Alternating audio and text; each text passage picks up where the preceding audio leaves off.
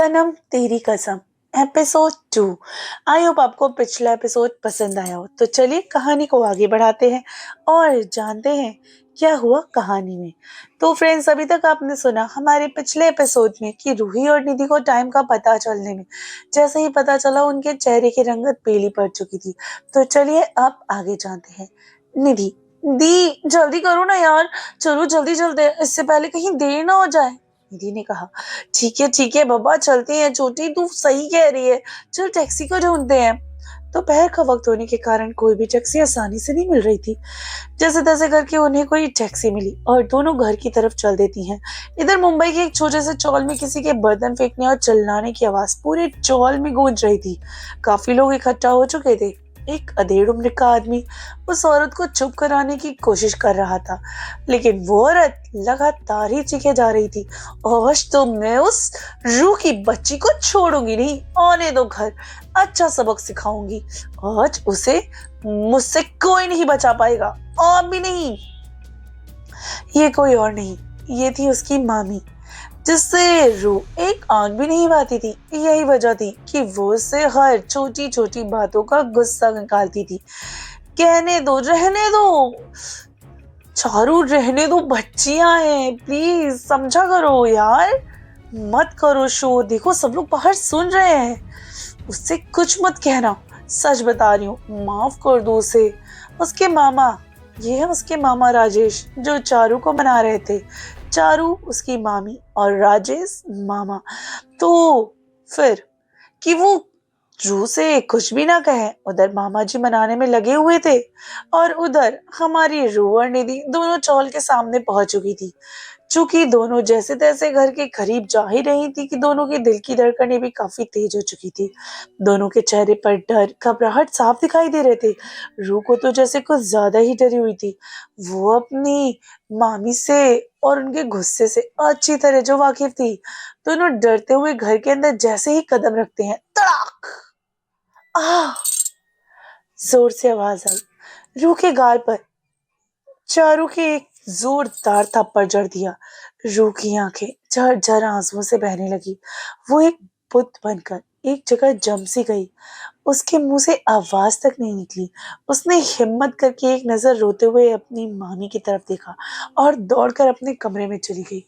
चारू, ओरी महारानी, किधर जा रही है?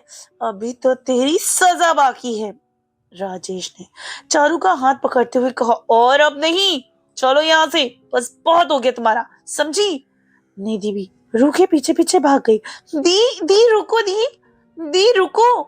रूह जल्दी से दरवाजे के पास आई और उसने अपने रूम का दरवाजा बंद कर लिया और बस रोए जा रही थी रूह। और उधर निधि बाहर से खूब आवाजें लगा रही थी। दी खोलो, दी खोलो, प्लीज दी, प्लीज, क्या हो गया दी? माँ को मैं समझाऊंगी, दी दरवाजा खोलो। वो बस रोए जा रही थी और उधर रूह यानी उसकी मामी का बिहेवियर याद करके वो बहुत ज्यादा परेशान हो रही थी। रोते रोते कब उसे नींद आ गई तो उसे पता ही नहीं चला। वो बस अपने बेड से टेक लगाकर नीचे ही बैठकर सो गई। निधि भी थक हार कर अपने कमरे में चली गई।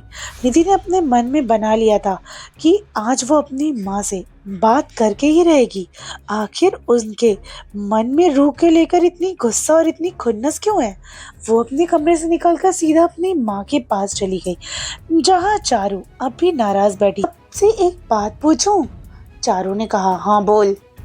माँ, आप हमेशा रूदी पर गुस्सा क्यों करती हो? आज तो आपने उन पर हाथ भी उठा दिया। वैसे ये पहली बार नहीं था जब चारू ने रू पर हाथ उठाया था। वो तो बस ऐसा, ये बात निधि को पता नहीं थी। आज उसके लिए ये पहली बार था।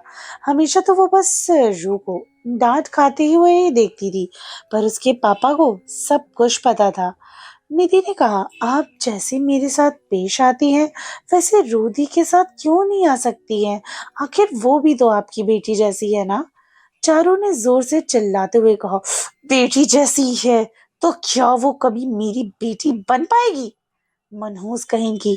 और तू तू बहुत उसके गुण गाने लगी है, अपनी माँ से सवाल जवाब करने लगी है। इतनी बड़ी नहीं हुई है तू अभी तक, समझी? जो अपनी माँ पर कुछ भी कहने चली आई है। माँ माँ पर वो कुछ नहीं। अब जाओ अपने यहाँ से। और निधि का हाथ पकड़कर उसे कमरे से बाहर निकाल दिया। दरवाजा अंदर से बंद कर लिया। और पता नहीं क्या पट्टी पढ़ाई है उस मनहूस ने मेरी फूल सी बेटी को। जब देखो तब उसकी आगे पीछे घूमती रहती है। और आज तो हद ही हो गई। मेरी बेटी मुझसे ही जबान लड़ाने लगी। मैं छोड़ूंगी नहीं उस मनहूस रूह को। कमरा रूह का सब बेखबर होकर वो अभी सोई हुई थी। सोते वक्त वो बहुत मासूम लग रही थी और काफी प्यारी भी। उसकी आंखों के जस्ट नीचे एक प्यारा सा तिल था जो उसकी खूबसूरती को बढ़ा रहा था। खिड़कियों से आती धूप की किरणें उसे और भी ज्यादा आकर्षक बना रही थी। उधर चारू का गुस्सा अभी तक शांत नहीं हुआ था। शाम के 4 बज चुके थे और वो अभी तक सो रही थी। चारू के मन में चारू के मन में उसने कहा, लो ये मनहूस, पर मैंने भी ना तेरी नींद नहीं उड़ा दी ना, तो मेरा नाम भी चारू नहीं। रुक तू अब क्या करेगी चारू? जानने के लिए सुनते रहिए हमारी ये स्टोरी सनम तेरी कसम। तो फ्रेंड्स, आई होप आपको हमारी ये कहानी पसंद आ रही हो। मिलते हैं कहानी के अगले